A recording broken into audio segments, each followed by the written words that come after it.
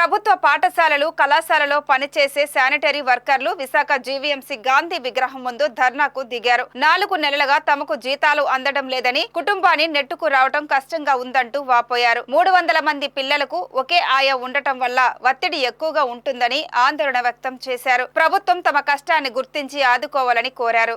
4 నెలల బకాయి జీతాలు వెంటనే చెల్లించాలి. 4 నెలల బకాయి జీతాలు వెంటనే చెల్లించాలి. జీతాలు పెంచాలి. నా పేరు బంగారమ్మ, యూనియన్ ప్రెసిడెంట్ని.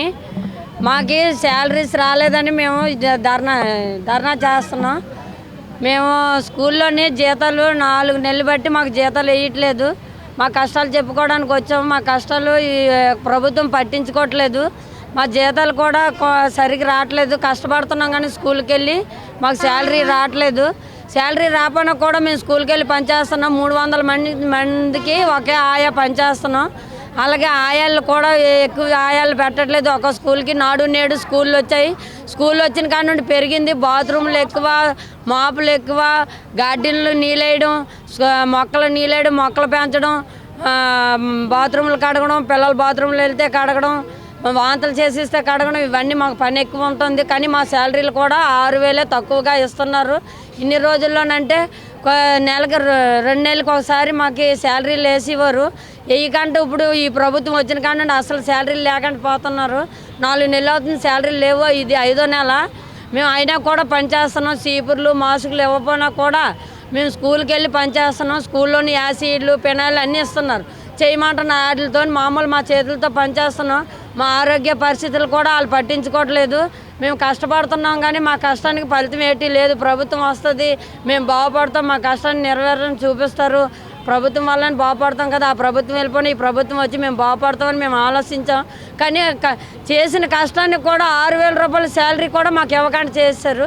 4 నెలల నుండి జీతాలు లేవు. లేకపోయినా కూడా నాయకులకి ఏడు బాబు మా సమస్య మా బాధ అని చెప్తే అమ్మ మాకు మేము ఏడు చేస్తాము, ప్రభుత్వం వేయాలి కానీ నాయకులు ఏదో అని మాకు చెప్పేసి తోలేస్తున్నారు. మాకు ఏటి పట్టించుకోలేదు. మా కష్టానికి మా బాధ ఏటి వినలేదు. అయినా కూడా యూనియన్తో చెప్పుకున్నాం.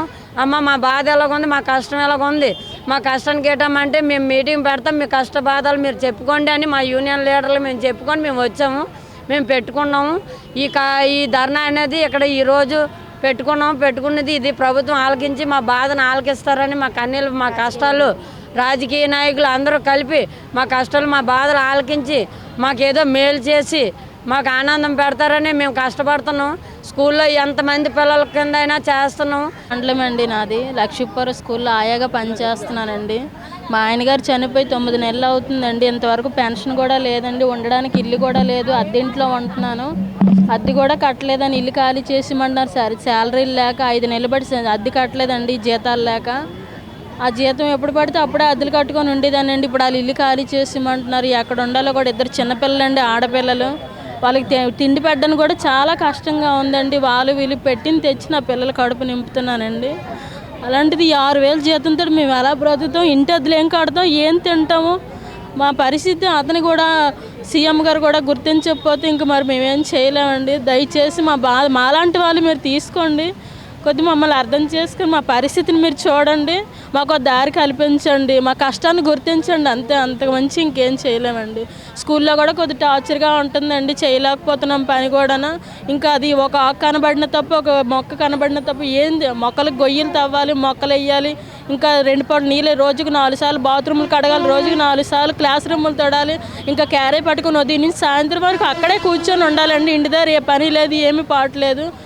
చాలా ఇంకా ఈ పని తప్ప వేరే బయటికి వెళ్ళి ఇంకో పని చేసుకోవడానికి కూడా ఆధారం లేదండి. బయటికి వెళ్ళడానికి కూడా టైం ఉండట్లేదు, ఇవ్వట్లేదు అసలు బయటికి పంపించడానికి.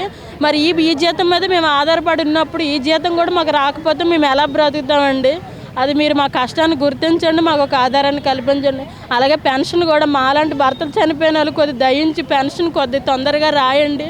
9 నెలలు అవుతుందండి మా ఆయన చనిపోయి ఇప్పటివరకు పెన్షన్ లేదు, ఉండడానికి ఇల్లు లేదు, రోడ్డు మీద నిలబడే పరిస్థితి అండి మాది. అలాంటిది మాలాంటి వాళ్ళు మీరు కొద్దిగా గుర్తించండి. మాకు నిలబడడానికి ఒక నీడ ఇవ్వండి, ఉండడానికి ఒక ఇల్లు, తర్వాత పెన్షన్ అనేది కొద్దిగా మాకు విధవరాలకి పక్షం నుండి పెన్షన్ రాయండి. అది మాత్రం చాలండి. అదొక ఆధారం కల్పించండి. జీతం కూడా కొద్దిగా మాకు కడుపు నిండా తినేటట్టు పెంచండి. అద్దెలు కట్టుకోవడానికి కూడా తినడానికి కూడా మీరు పెంచితే మాకు మాలాంటి వాళ్ళకు ధైర్యం అండి. ఇంతకు మించి నేనేం చెప్పలేనండి.